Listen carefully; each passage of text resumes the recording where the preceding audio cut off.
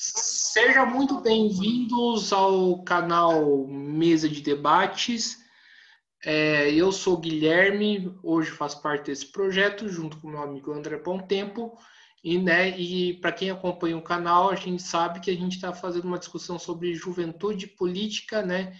Entrevistando as agrupações de juventude, né? Das organizações de esquerdas, né? Então a gente fez entrevistas, né, com gente da resistência, com gente do POR, né? E agora estamos aqui entrevistando, né, o PCdoB ou o JS. Lembrando sempre que, né, que a posição do entrevistado não é a mesma posição do entrevistador, mas como, né, a gente já, todo mundo sabe, o canal é um canal amplo, né, que comporta várias posições, né, dentro do campo da esquerda para poder debater, para que você, leitor, faça a melhor experiência possível para poder chegar à conclusão, né, de qual que é o melhor caminho que devemos traçar na luta. Então, estamos aqui com o Elbert. Tudo bom, Elbert? Antes da gente começar, por favor, se apresente. Olá, tudo bom? Eu sou o Elbert, hoje eu atuo aqui na UJS de São José dos Campos. Eu venho do movimento estudantil, comecei a militância por lá. E hoje atuo aí como jovem trabalhador. Maravilha. Então, Elbert, queria te perguntar uma coisa. Qual que é o papel, na sua opinião, que a juventude tem que cumprir, né, durante essa crise sanitária, essa crise econômica contra esse governo de extrema direita? Eu acho que o papel da juventude, primeiramente, para mim, é manter a esperança. Eu acredito que é o ritmo da juventude que faz as pessoas acreditarem, né? Acreditar na sua luta, naquilo que sente, naquilo que imagina para a sociedade.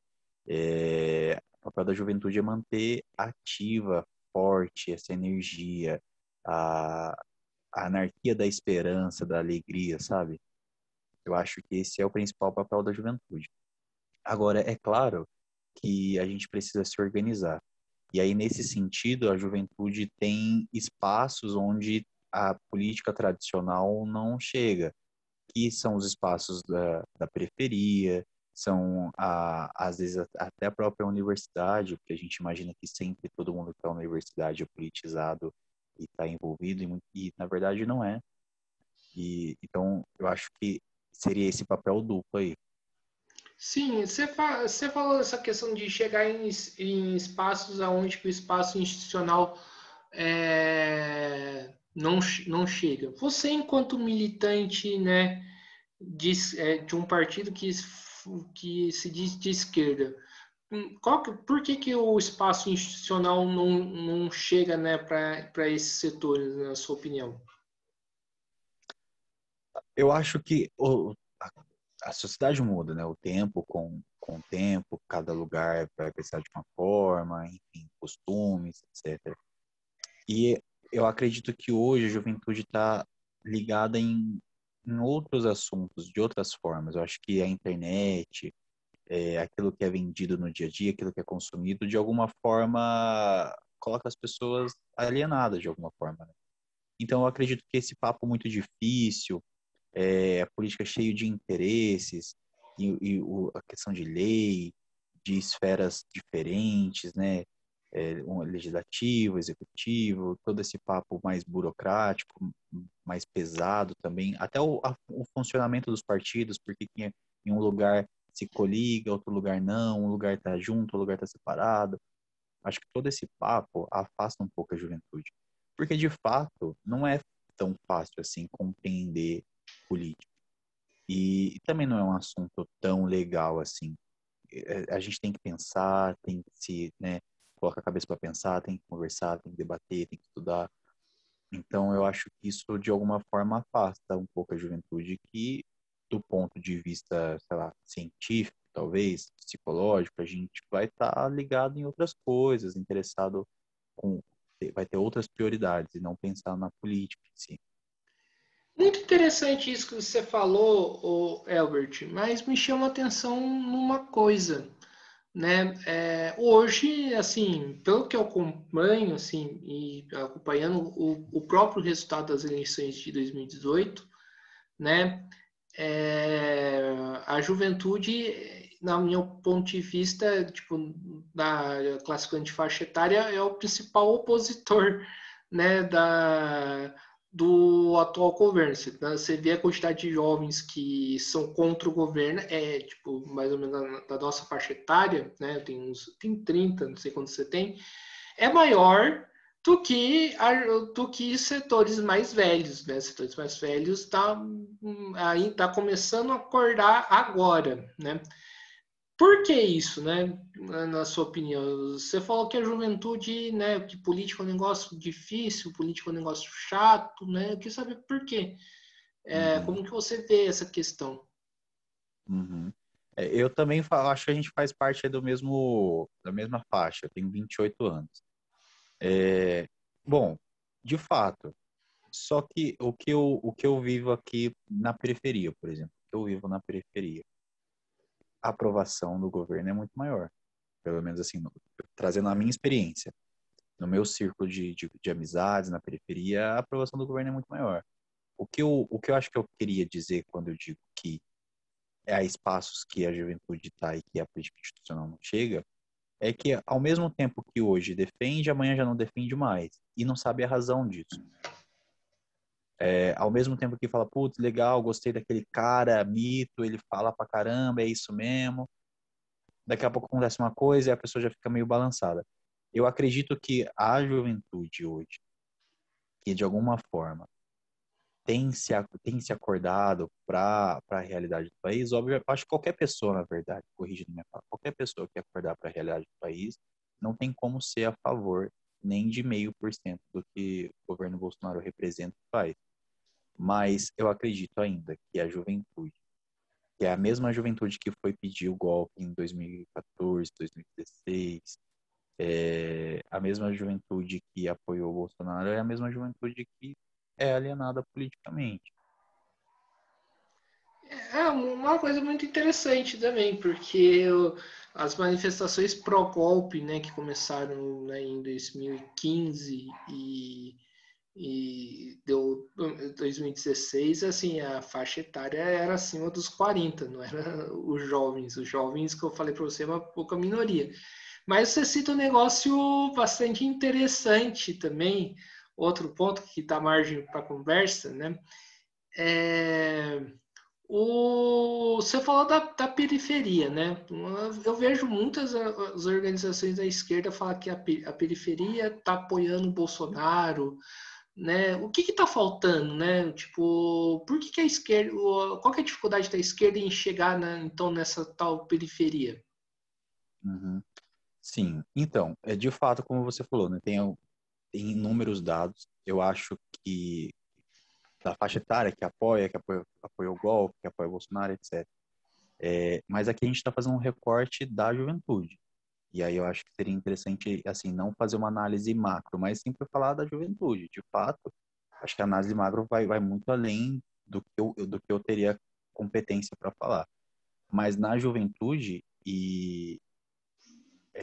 eu, pelo menos assim, nesses anos de militância, o MBL, por exemplo, é uma organização que abraça muito bem esse tipo de jovem.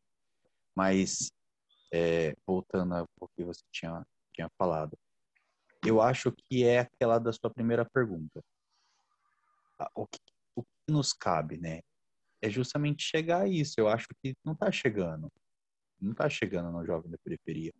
E não é que não está chegando porque não vai lá, não é que está chegando porque enfim, não promove alguma ação, etc. Não está chegando porque o discurso não cola. Não está chegando porque o discurso não é atraente. E quando eu falo de discurso, eu não estou falando no sentido maquiavélico, de vir falar coisas bonitas e atrair as pessoas. Estou falando de mostrar uma proposta que seja real. E aí, real no sentido de concretude, do que o cara sabe começo, meio e fim. Né? A luta, não preciso nem explicar isso, mas o dia a dia é para sobreviver. ter uma grana, pagar aluguel, pagar água, luz, comprar comida, é coisa básica. E ninguém tá mais afim só de sobreviver. A galera quer ter um dinheiro para viajar, quer fazer algumas coisas, a juventude está ligada em outras coisas. A gente tem hoje uma oferta de serviços enorme, de produtos enormes. O papo de Bitcoin, de investe ali, investe aqui, de trabalhar com ação, isso, cara, qualquer barbearia que você for de bairro aí, você senta, troca 10 minutos de conversa. E é esse o papo dos caras. Então, eu acho que a gente precisa apresentar uma proposta e que atrai essas pessoas, de que mostrar que, olha, essa ilusão que você está vivendo de tentar ficar rico, de glamour, etc., que a ostentação e o discurso liberal te traz, isso aí vai passar o resto da sua vida correndo atrás, um ou outro vai conseguir, olha lá. Eu acho que a gente precisa mostrar uma proposta concreta, que dá para, sim, para cada um se virar, correr atrás do seu, mas não num modo capitalista, liberal, não nessas ilusões de dinheiro fácil. E o que que seria essa proposta concreta, né? Tipo, o que que então a JS apresenta? Bom, aí a gente tem que falar do mínimo que a gente consegue fazer. Eu não poderia responder assim quanto ao JS Brasil e o que a gente enxerga para todos. Mas eu poderia falar hoje da nossa realidade aqui em São José e o que a gente tem feito aqui. Aqui a gente tem proposto, como a gente é um número ainda muito pequeno, o que a gente tem proposto é justamente conversar com essa galera e a gente construir juntos uma alternativa. Então a gente tem lançado um podcast onde a gente vai trabalhando alguns temas. O nosso próximo passo agora é justamente falar sobre empreendedorismo e negócio, e aí falar a partir da nossa visão, da nossa proposta, apresentar isso para a comunidade de que, olha, de fato, você não precisa ser um trabalhador formal. Eu acho que a gente tem que encarar a realidade de hoje, de que as pessoas não querem mais ser um trabalhador formal, não quer mais pagar sindicato, não quer mais acordar às 5 horas da manhã, entrar numa empresa, ficar o dia inteiro lá. A juventude não quer mais isso. Acho que a gente tem que mostrar propostas de fato, de fazer negócios, de ser empreendedor, mas não com uma visão liberal. Acho que é possível. A gente tem aí países como a China, por exemplo, que tem mostrado como dá para ser agressivo e competitivo e numa outra proposta. O que que significa isso? É bem estranho isso, né? Na minha opinião. O que que significa esse negócio de ser empreendedor? Então, né? O que que vocês defendem? Agora eu fiquei curioso. Olha, o que a gente defende hoje é que é o seguinte: ninguém vai mudar a realidade amanhã.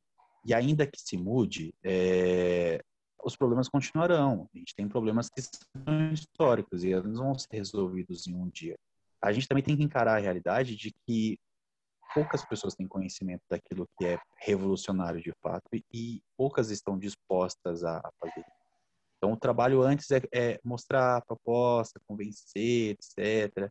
Enfim, então a ideia é que as pessoas já entusiasmadas com a questão de empreender, de ter seu negócio, de movimentar, de ter dinheiro, de ter dinheiro para as coisas básicas, né? Para viajar, para comprar alguma coisa, para viver.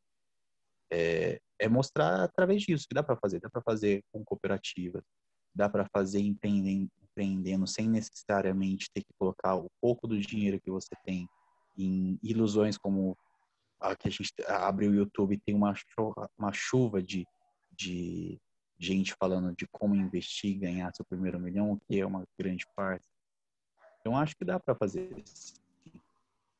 Sim, beleza, mas aí eu me questiono, o Elbert, é uma preocupação minha. Tipo, né, uma pessoa que se reivindica empreendedora, né, ela vai apoiar, por exemplo, uma luta dos trabalhadores, uma luta de qualquer uma fábrica onde que ela for investir. Entendi. Então, aí a gente está usando apenas o mesmo nome porque eu acho que é mais fácil para a gente poder trabalhar isso, né? Não adianta criar só nome e falar. Acho que a ideia principal é como eu falei lá no começo. O discurso não cola, não é interessante. As pessoas não querem ouvir. Então, usar a mesma palavra para que elas possam primeiro ouvir. Então, não é ser empreendedor, como a gente escuta aí MBL falando, como o Partido Novo fala. Não é ser esse tipo de empreendedor, aqui é uma farsa. A partir dessa ideia, dessa, não sei se eu posso dizer farsa, mas a partir dessa coisa que a gente conhece como empreendedor, é que dá para a gente trabalhar a consciência política, a consciência de classe, de que, olha, é possível sim você fazer o seu negócio, e é possível que você entenda que, independente dos seus esforços aqui, você não é um grande empresário. Você não deixa de ser trabalhador, você não deixa de pertencer ao proletariado, entende? Sim. O nome é o mesmo, o que muda são as ideias que são difundidas. Entende? Só Eu que acho que a gente tem que começar a disputar esse campo, esse espaço.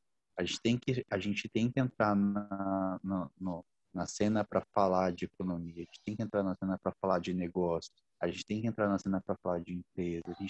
Porque hoje, o que você vê, o que a gente vê, estou falando assim, de caminhada, do dia a dia, de conversar com as pessoas na rua. Não estou falando aqui de dados. Eu acho que é importante frisar, porque de fato os dados são importantes, eu super a favor de estar em cima de dados, mas eu pensei que essa ideia aqui é de falar justamente do dia a dia, do que eu converso na rua. E o que a gente conversa na rua é justamente isso. As pessoas, qualquer alarme, qualquer notícia da mídia falando, a economia vai quebrar. As pessoas nem sabem o que é isso, tá falando, a economia vai quebrar, a economia vai quebrar. Mas o que é a economia quebrar, sabe? Então eu acho que a gente tem que disputar esses espaços para de economia, para falar de dinheiro, para falar. Ninguém melhor do que nós, socialistas comunistas, ninguém melhor para falar de capitalismo. Aliás, é por causa dele que a gente se tornou socialista, que a gente se tornou comunista, né? Então eu acho que a gente tem que disputar esse espaço, sim. tem um camarada, né? Um tal de Lane, não sei se você conhece. Escreveu um livro bem, um dos livros mais importantes da sua literatura, que é o Imperialismo, Etapa Superior do Capitalismo. Lá ele falava um pouco dessa questão, né, de bolsa de valores, investimento e tudo mais. E ele fazia uma dura crítica, né, ao Kautsky, né? Você falando isso me puxou na memória, né, que é impossível, né, democratizar, né, esse sistema financeiro, né, que os grandes investidores, os grandes, digamos assim, empreendedores, não sei se estão na literatura marxista é correto se dizer, vão sempre se sobrepor aos pequenos. O que você acha, né, qual dessa posição do Lenin? Cara, como eu falei, eu acho que a gente só tem para poder discutir isso. Que ninguém vai pensando assim, né? Mais uma vez, a gente trazendo a minha realidade, o meu dia a dia. As pessoas têm um podcast, por exemplo, que é o que a gente tem feito hoje, elaborado um podcast com diversos temas para conversar sobre essas coisas. Ninguém vai ver um podcast e o que ele acha, o que a teoria marxista no seio das plantas acha. Não o público que a gente quer que ouça, porque as pessoas da esquerda já conhecem isso. A gente precisa falar com quem não está firme e forte, com quem não está afiliado, com quem não está assumindo o compromisso ético e político de defender essa democracia, sabe? Então, eu acho que é só usar o nome. E através desse nome, a gente difundir e trabalhar, seja que é possível, até porque não há alternativas se não seguir em frente. Você lidar com a sua vida e tentar sobreviver nesse sistema financeiro que é devastador e que você não caia na armadilha, na ilusão de que não é porque você virou empresário, você continua sendo engolido todos os dias. A vida continua injusta para você, né? Porque você tem uma empresa com 5 funcionários agora que você tem um impacto gigantesco na economia, porque não tem, você continua sendo engolido nesse mercado e nessa mão invisível que não tem nada de invisível.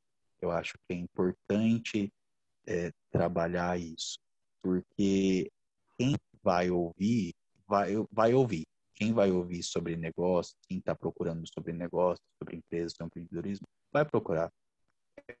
Por isso que nós temos que estar lá presente para falar o que a gente precisa falar. Sim. Agora vou prosseguir na nossa conversa, né? Queria que você falasse um pouco da importância, né? Muitos falam da unidade entre trabalhadores e juventude, né? Como que você vê essa questão, né? Dos jovens se interagirem, né, nas lutas dos trabalhadores, né, os trabalhadores se interessar pelas lutas do jovem, né, e também a gente pode acrescentar aqui de lutas dos movimentos sociais, a luta por moradia, né, a luta por terra. Como que você vê essa relação, né, da juventude com outros setores da sociedade? Uhum. Bom, primeiro, a juventude trabalhadora é a mesma coisa, né? Porque a gente começa a trabalhar muito cedo, não vejo tanta diferença assim. Eu acho que é uma questão de pauta. E, ó, cabe a nós mesmo, militante, a gente começar a interagir, um participar da luta do outro, é somar força. Eu acho que é importante, porque não tem, a gente separa por pauta, mas tá tudo ligado, né? Tá tudo ligado. A luta dos trabalhadores também é a luta pela reforma agrária, dos trabalhadores também é a luta pela juventude, pelo direito de estudar, é também a luta por direitos sociais, por direitos civis. Eu acho que é uma coisa só. A gente separa por pautas para ser mais fácil de reivindicar e das pessoas se identificarem com aquilo. Que é uma questão que pega mais por uma questão pessoal. Obviamente, quem sofre por preconceitos quanto à sua orientação e sua identidade vai se identificar mais nas lutas dos movimentos LGBTQIA+. Obviamente, os trabalhadores das cidades, por exemplo, vão se identificar mais com as lutas dos sindicais, e assim por diante. Eu acho que é uma questão de sentimento e identificação, mas está tudo junto, e eu acho que cabe, de fato, a cada organização se juntar mais com a outra, sabe? De companheirismo mesmo, independente de partido. Sim, então você acha que falta então uma unidade entre a esquerda? Que unidade seria essa? Eu acho que cara, é porque assim, a gente é muito separado em questão. Eu acho que isso pega muito.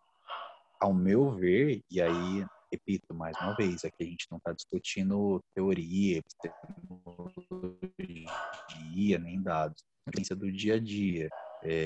E aí, para mim, ao meu ver, eu acho que a gente perde em razão disso, porque independente da teoria, a gente está indo para uma mesma sociedade. Mas, a primeiro passo, uma sociedade mais justa. Então, não faz muito sentido, sabe? Eu acho que, em ponto, até por uma questão pragmática, eu acho que era importante suspender um lance teórico ainda e criar uma unidade programática, sabe? Eu acho que isso vale mais a pena, assim, ser mais objetivo com aquilo que a gente quer.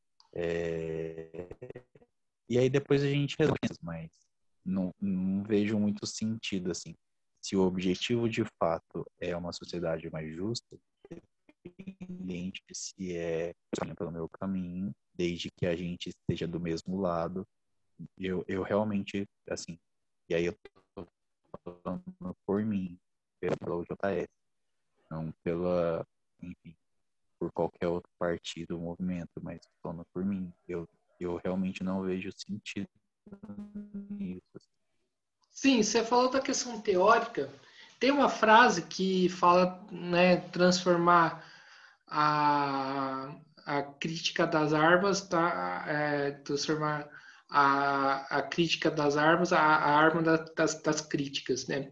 Essa frase foi dita pelo Marx, né, do livro da Sagrada Família, né, que depois né, tá todo o desenvolvimento por ideologia alemã, né, um livro já conhecido. Eu queria que você falasse um pouco, né, essa questão de não falar de teoria, né, não discutir assunto teórico, óbvio que, né, que a gente não pode ser, né, pedante, né, abstrato, mas eu acho que é um negócio importante, né, porque tá com toda uma orientação para a esquerda. Você concorda comigo ou não? Cara, eu concordo e não concordo, como eu falei. Eu acho é importante, né? Mas eu vejo que a gente pode resolver depois. Eu realmente não vejo como isso ajuda na prática o trabalhador. E hoje, na hora de fato, ele é o primeiro. Tem. Eu não vejo. Se a gente for ver a importância, por exemplo, que o sindicato tem uma categoria e a gente vê, por exemplo, quando o trabalhador fica contra o seu próprio sindicato, eu acho que isso é um bom exemplo.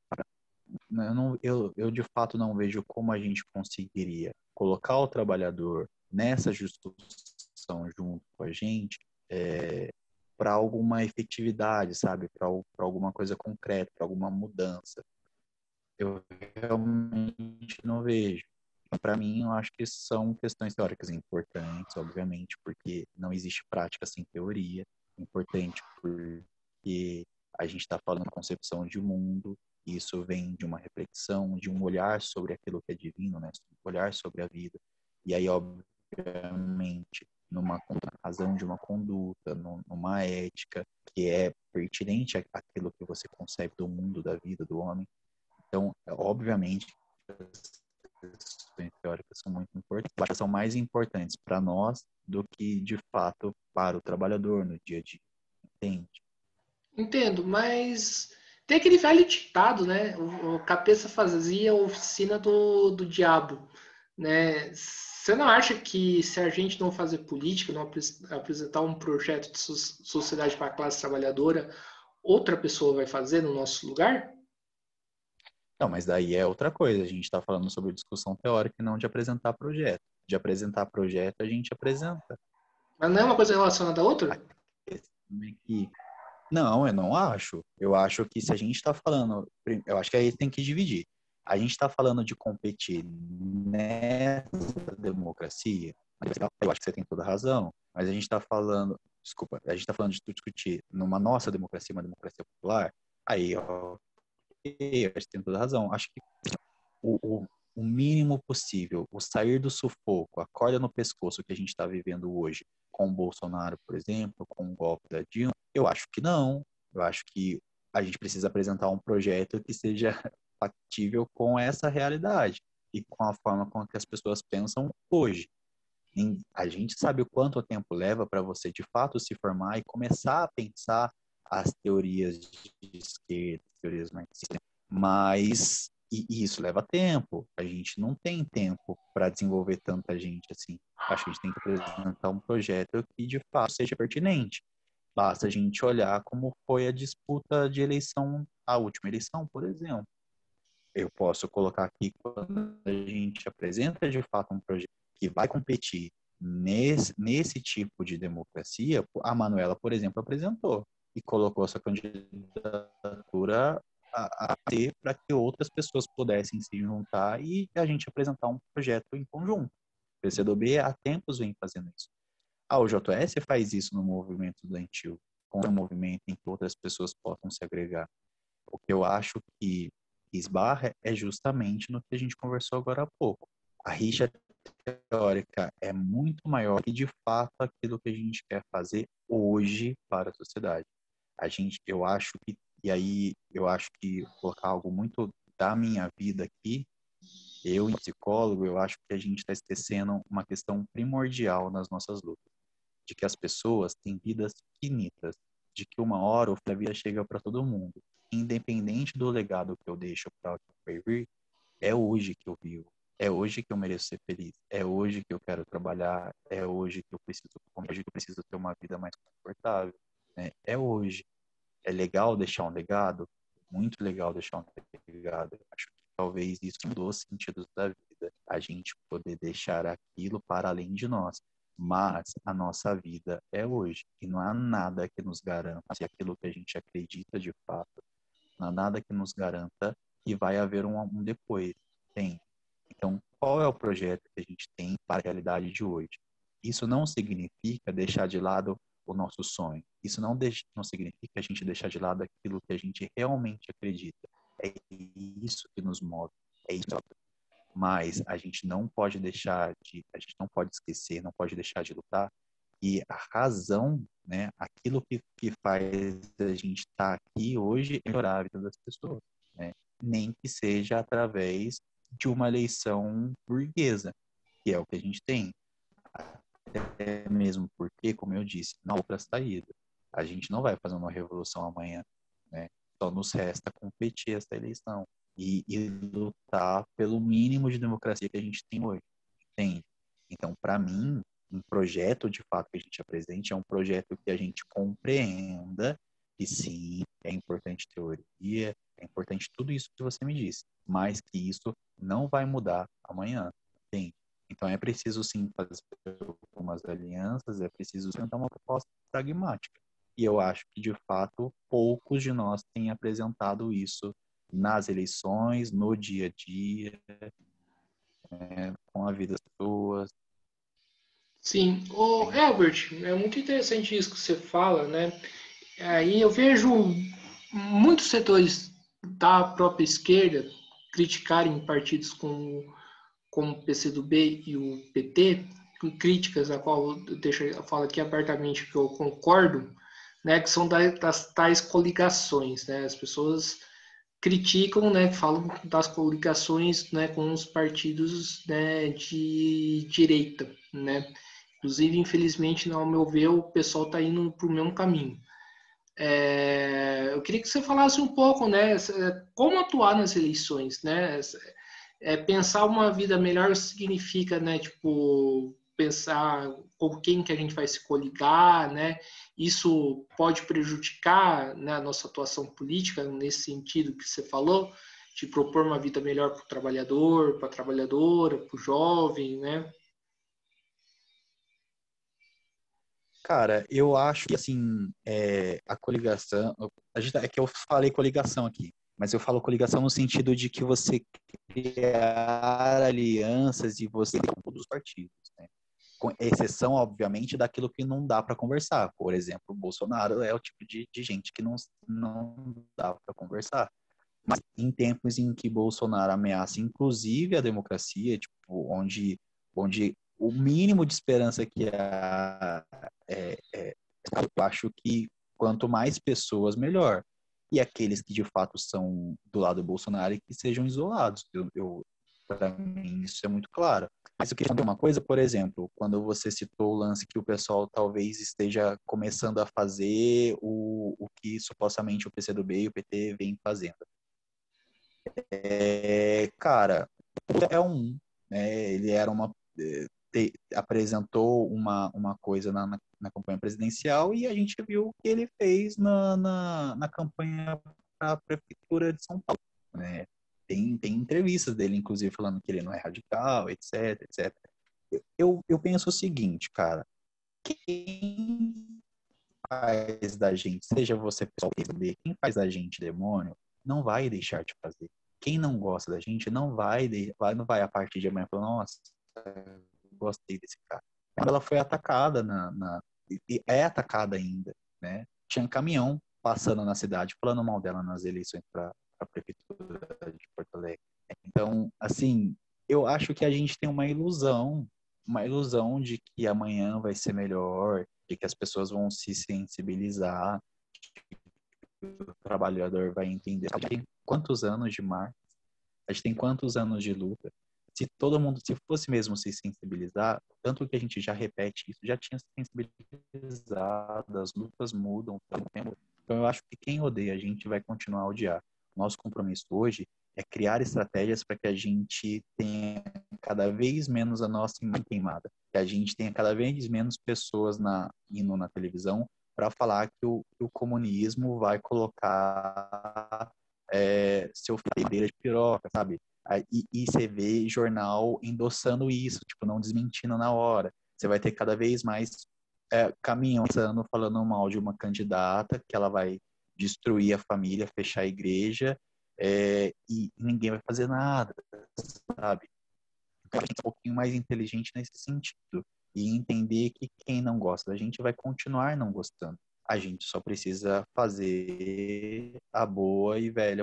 Hoje continua sendo feita, só que pela direita com um papinho de nova política, sabe? Eu acho que existem algumas ilusões que, para mim, não convém e eu realmente não acredito que... E aí eu vou citar PSOL, PCB, PSTU, eu acho que são os que só eles mesmos acreditam, assim, que ninguém mais acredita. Tem. Eu não vou me coligar porque eu sou diferente, sou uma nova proposta de na eleição de São Paulo, fala, não sou radical, eu vou conversar, sou democrático, sou isso, sou aquilo, sabe? E não é. Né? Mas, por exemplo, tem um podcast que o Boulos fala que eu acho maravilhoso, quando ele explica o lance da luta por moradia na cidade de São Paulo. E ele fez, mostrando que o que ele faz, o que ele propõe, não é invasão, né? Muitas vezes são imóveis já que devem para o Estado. Né? E aí você, quando você deve sua casa para o Estado, você deve para o banco, você deve para alguém, ele simplesmente vem e toma.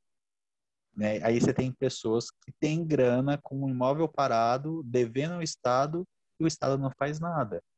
Então, assim, olha que legal. Ele trouxe muito bacana. Mas isso é algo que todos nós já sabíamos há muito tempo. Afinal, a gente participa dessas lutas. Mas não é isso que a mídia pinta, sabe? Será que a mídia é tão ingênua? Eles não sabiam? Nossa, descobrimos agora que o Boulos faz é legal. Não, né? Lógico que não. Sabiam disso há muito tempo, mas por que todo mundo deixa pintar ele de o demônio, sabe? Então, é uma ilusão, isso que se dizem a saída de esquerda tem, é uma ilusão que, para mim, só prejudica, porque o trabalhador vai continuar votando em quem ele está votando, vai continuar nos odiando.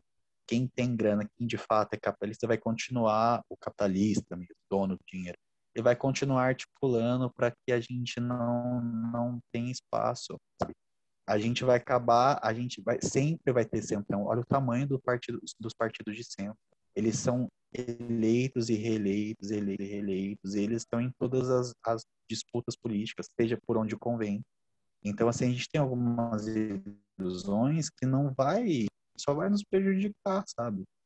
E aí, como eu falei, independente de qual de fato seja o projeto, eu acho que, primeiramente, um projeto de esquerda, a gente já tem um meio caminho andado. Agora, não dá para a gente achar que a gente vai ser uma alternativa de esquerda porque eu crio um novo partido para atacar o governo. Mas eu sou uma alternativa. Mas você também está atacando um governo que faz parte do seu campo, vai respingar em você da mesma forma. Ninguém vai falar assim, pessoal, tem carinha de feliz, um solzinho feliz. O PT é malvado, o PT roubou e o pessoal é de esquerda, mas o pessoal é bonzinho. Ninguém vai acreditar nisso. Mas... Então eu acho que assim, tem umas ilusões que eu acho que assim, ou a gente de fato abandona o jogo burguês, da democracia burguesa, ou a gente de fato abandona e a gente vai para a luta com todas as consequências que tem, ou a gente entende que a luta de hoje, de 2021, é essa, entende? E aí faz aquilo que dá para ser feito.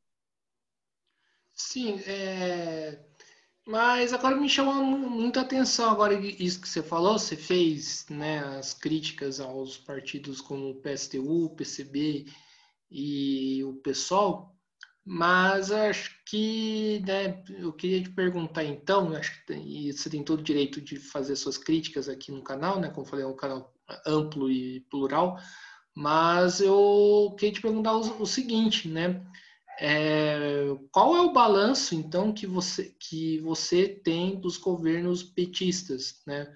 Balanço do governo Dilma, o governo Lula. O que esses governos erraram, né? nesse meio tempo que abriu caminho para esse tipo de coisa?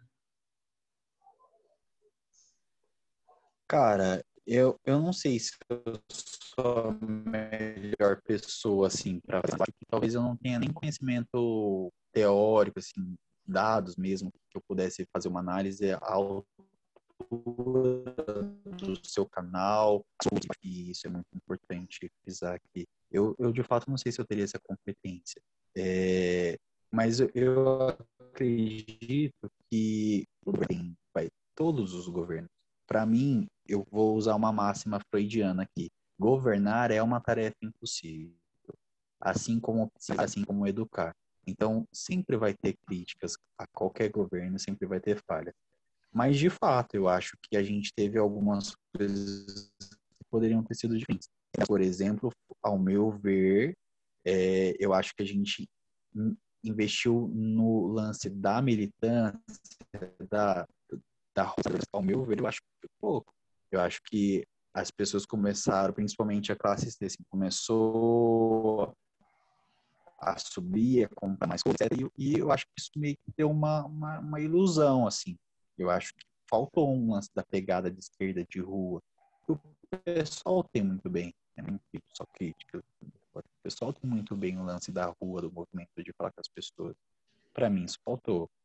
Acho que, do ponto de vista, também faltou algumas coisas, por exemplo, assim, redução de, sei lá, IPI, mas eu sinto que não teve uma contrapartida que valesse a pena ter injetado dinheiro público, né, coisas que a gente poderia destinar para outros fins, claro, tem. Eu acho que faltou o lance também do pequeno empresário, do microempresário. Eu acho que ainda que tenha tido investimentos, ainda que tenha tido, né, ainda que tenha tido uma crescente. Acho, por exemplo, que o lance do FIES, por exemplo, para mim é um tiro no pé mesmo. Ou melhor, um tiro no pé nem sempre, mas eu acho que vale a pena corrigir. Eu acho que uma faca de duas pontas aqui. Porque ao mesmo tempo que colocou muita gente na faculdade, a gente muita gente em qualquer faculdade sem senso crítico nenhum. A pessoa entra, parece que fez um curso técnico. A gente não regulamentou o ensino superior privado. Então, assim, ao meu ver, será que valeu a pena? Você fez o FIES, injetou dinheiro em um monte de tubarão da educação, e sendo que você poderia ter exigido uma contrapartida, por exemplo. Você poderia ter exigido a regulamentação do ensino superior, né? Sim.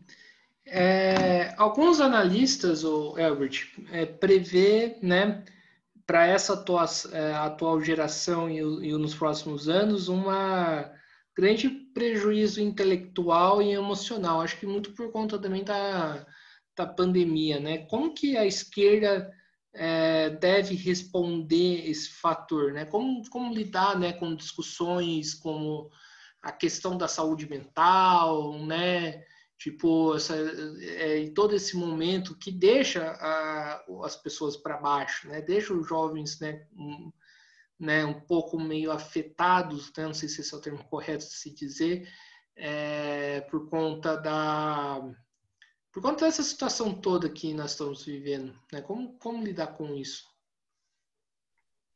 Cara, primeiro, eu acho que, assim, uma leve crítica, não, uma pesada crítica, assim, que tem um comércio, assim, de saúde mental, uma coisa que me incomoda bastante, que é o lance da good vibes, todo mundo é positivo, todo mundo verde e faz, como é que fala, aquele negócio de mantra, etc. E eu acho que a gente precisa ser mais racional, assim, mais cético em algumas coisas, sabe? E tudo bem você acreditar em qualquer coisa, mas isso não dispensa um bom profissional, a ciência. E aí, saúde mental é ciência, né? É claro que envolve espiritualidade, legal, sim, super. Envolve religiosidade, super, também envolve. Envolve uma série de coisas que eu acho que as pessoas podem sim procurar, e coach, etc. Mas a gente está falando primeiramente de ciências. Eu acho que a missão da esquerda nesse campo é reforçar que há ciência para isso, né? E o que hoje, inclusive em alguns grupos e conselhos profissionais, é críticas e críticas e críticas à ciência, porque a ciência é liberal, porque a ciência é isso, pode, sabe? A gente é para ir até a página 3, a gente vai até a página 180. Aí daqui a pouco tudo pode, daqui a pouco a gente não tem padrão nada, daqui a pouco a gente não tem, aí daqui a pouco a gente não tem uma política, por exemplo, que amplia a saúde mental, porque a saúde mental tem que ser via não sei o quê. E nem sempre tem evidência, nem sempre tem evidência científica. Ah, daqui a pouco procure aquilo que te faz bem. Cara, eu não acho que procure aquilo que te faz bem. Aquilo que te faz muito mal e que você acha que faz bem. Sabe? Ah, você sabe o que é melhor para si. Nem sempre a gente sabe o que é melhor pra gente. Se soubesse, tinha tido tanto profissional por aí, sabe?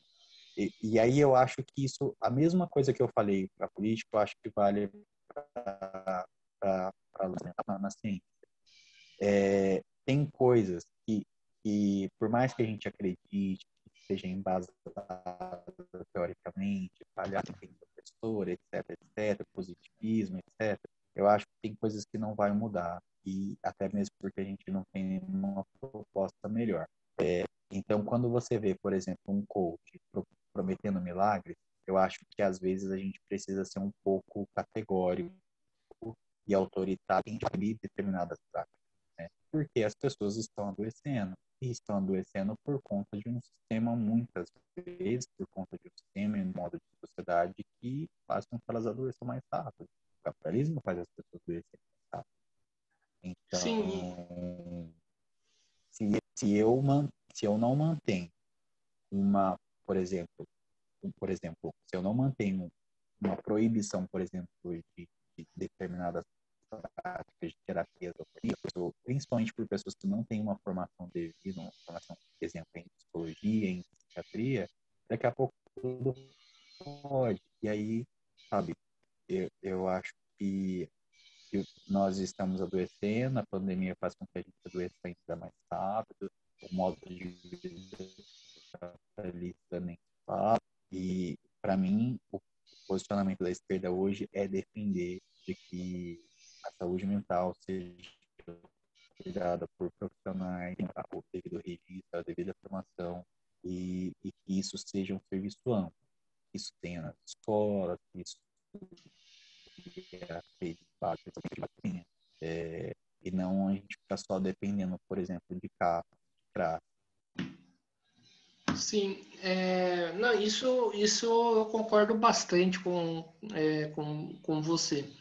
Né? De fato, né, essa questão tem que ser levada, eu acho que tem que ser tratada um pouco mais a sério, né? Porque, né, acho que muitas das vezes a sensação que eu tenho é que se banaliza muito, né, algumas discussões, viram discussões de página de Facebook, e aí não é muito interessante, né? Concordo contigo nisso, mas assim, aí eu quero te fazer uma pergunta, né? Certo dia, não vou lembrar o post assim de uma maneira, né, digamos, 100%, porque faz muito tempo, né? Mas eu vou tentar, mas eu lembro mais ou menos o conteúdo do post do Igor Montavão, do presidente da ONU, né? Uhum. E que ele falava que o governo do Bolsonaro deixa né, afeta com a saúde mental dele e tudo mais. A UJS acho que é a principal, né, agrupação de jovens do Brasil, né? Vocês possuem uma responsabilidade muito grande, né, em cima da juventude brasileira, né? Como que você avalia esse post? Porque, poxa, se eu vejo o principal dirigente da única entidade estudantil falar que tá mal por causa do governo Bolsonaro, eu também iria ficar mal se fosse um estudante comum, né? Como que você vê essa questão? Você concorda comigo? Não? Inclusive, se você quiser me criticar, critica à vontade. Eu vejo dois pontos ao mesmo tempo. De fato, em algum sentido, você tem razão. O presidente dos estudantes, eu poderia dizer, inclusive, o presidente da juventude, né, no sentido de que a UNE historicamente representa os estudantes e automaticamente e aí sendo a UJS a maior organização da juventude aqui do país, eu acho que isso tem um peso, obviamente. Mas considerando os tempos de hoje, eu acho que isso promove até a identificação. Porque se as pessoas não veem o presidente da Uni falando sobre isso, e entra um blogueirinho qualquer e o presidente da Uni falando sobre isso, eu prefiro que ele fale. Talvez eu prefiro que ele diga, sério, cuidar e eu não estou bem. E, e dar o exemplo no sentido não de abandonar a luta, mas de ainda, né, dessas duas formas. Eu acho que você tem toda a razão nesse sentido. Mas eu acho que os tempos de hoje permitem que os...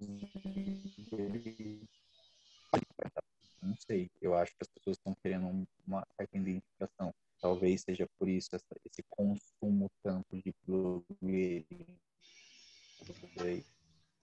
Certo. Uma coisa que me chama bastante da juventude, que eu acho um avanço, né? É a pauta das mulheres, dos negros e dos LGBTs, né? É algo que é bastante discutido, né? Na juventude. Inclusive, eu acho que é mais discutido isso do que, por exemplo, discutido pautas relacionadas à classe trabalhadora. Eu queria que você falasse, né, do seu ponto de vista, qual que é a importância dessas pautas para os jovens? Eu acho que primeiro é o que eu falei, assim, de identificação, né? Você entende isso, você entende as suas diferenças e elas vão procurar alguém para se tornar um pouco mais iguais, assim. Você tem identificação, de formar grupo, sabe? De demonstrar que não está sozinho e de que isso não é só uma questão social, política, uma questão econômica. Eu acho que para mim, essa e aí, obviamente, no segundo momento, e aí não numa escala de valores, isso é só ficar aqui. Eu acho que no segundo momento da luta por esses direitos, que é a sociedade. Eu acho Um pouquinho mais alto, por que, favor.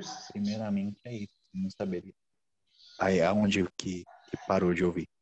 Não, agora tá ótimo. Beleza. Deu pra ouvir o que eu falei? Não. Não, eu Não, né? escutei. Sumiu tudo. Escutei. Beleza. É... Certo.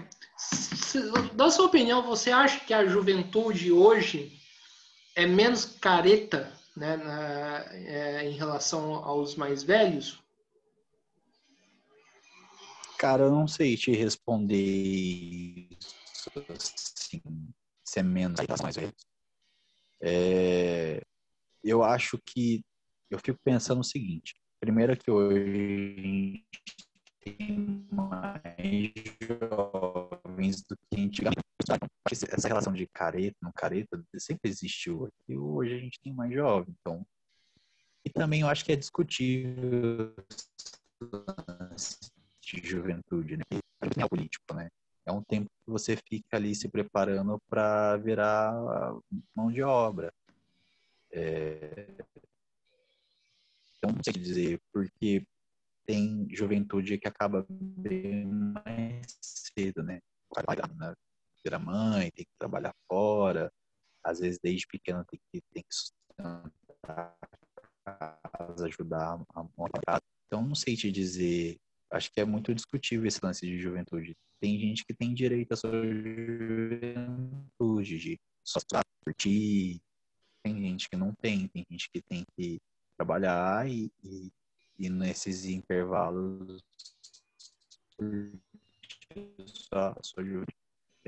E aí para mim, eu acho que sempre teve gente careta, sempre teve essa diferença. Eu acho que hoje tem mais jovens do que antes.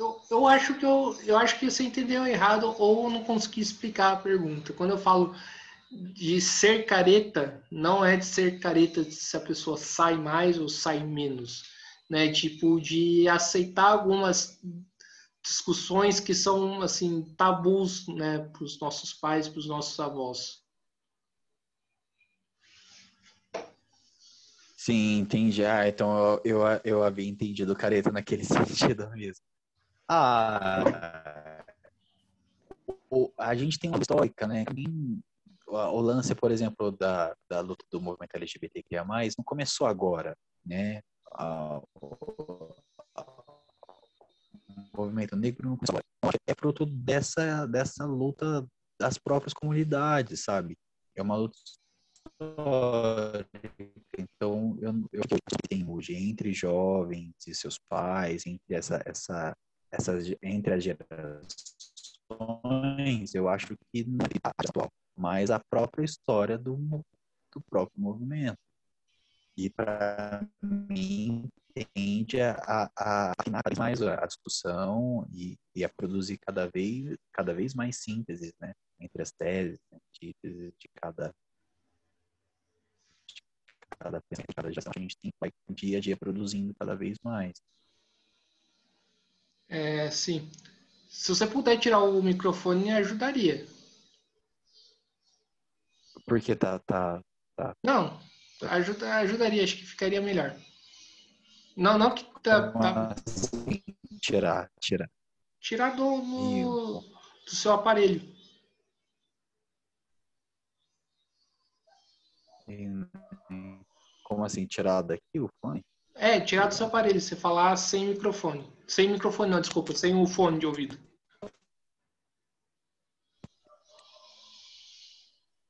Você tá me Melhorou? escutando? Melhorou. Tô te escutando. É... E Mas a gente tá falando. sim. Ah, é normal a gente escutar, né, das gerações mais velhas que o jovem é um perdido, um afescalhado, cheio de medos e sem iniciativa, né? O que esse discurso esconde, na sua opinião, e como combater eles?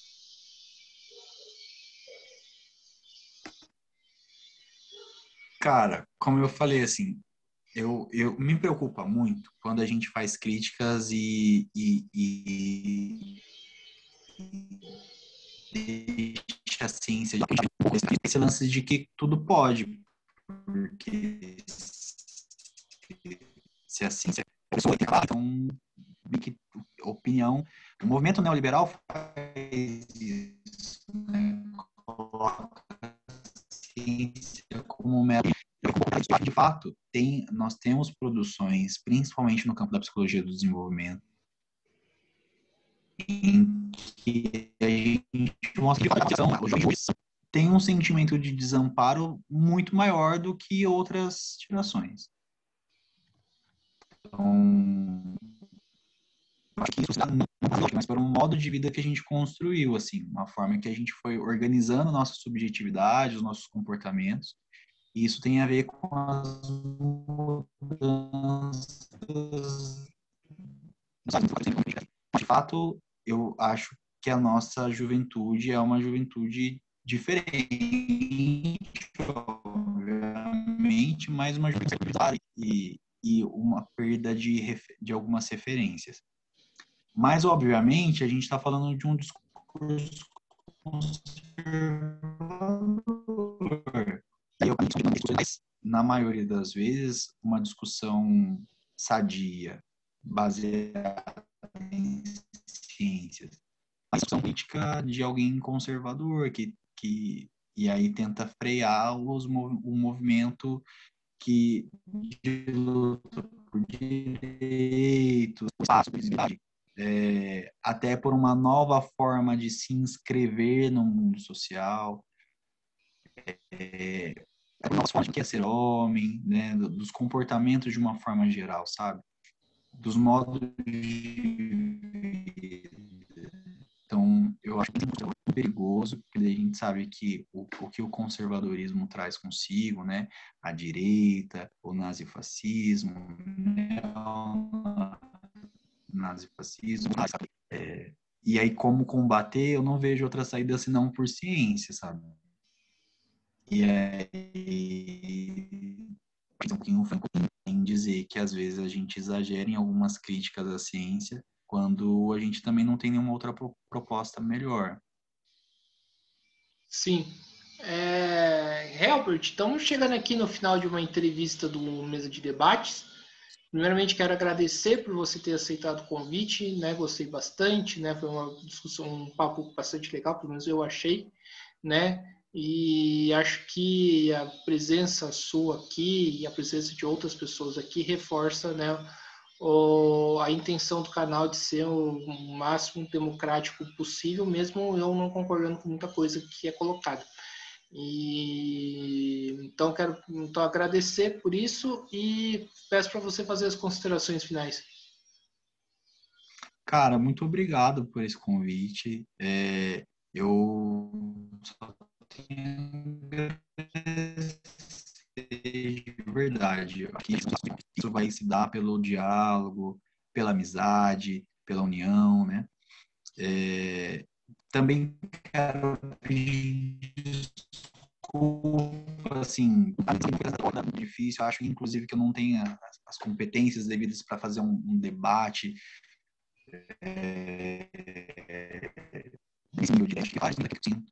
daquilo que eu vejo no meu bairro, daquilo que eu vejo com os meus amigos, aquilo que eu vejo na minha experiência.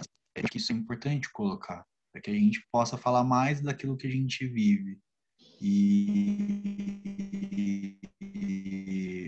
então, alguém fala, mas isso aqui está errado teoricamente, pode até ser que seja, mas aqui a intenção era justamente colocar o que a gente isso, quem está ouvindo até aqui, quem está assistindo. Agradeço pelo convite e vamos caminhar. Então é isso aí, né? Mais uma vez agradecendo o Elbert, agradecendo a você que estiver nos assistindo. Peço para que se inscreva no canal Mesa de Debates de Tudo Um Pouco. Curta esse vídeo, curta outros vídeos que o canal produziu, né? Siga a gente no Instagram, curta a nossa página no Facebook, compartilhe nas redes sociais. Então é isso. Pessoal, fiquem atentos à nossa programação e até a próxima. Fui!